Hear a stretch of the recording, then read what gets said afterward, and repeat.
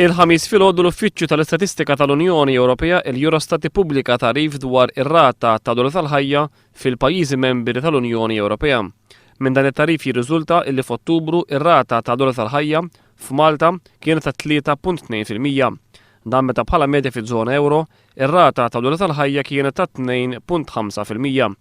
Dan ifisser li f'Ottubru li għadda r-rata tal-holi tal-ħajja f'pajjiżna kienet kważi darba u nofs ola minn dik medja taż-żona ewro.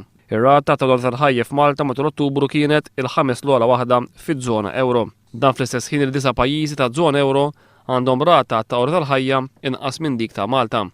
F'pajjiżi Ewropej fejn il-pagi huma ħafna ogħla minn ta' Malta bħal l-Awstrija, il-Belġju, Franza u l-Ġermanja, il-prezzijiet ma żdiedux daqskemm żdiedu f'Malta.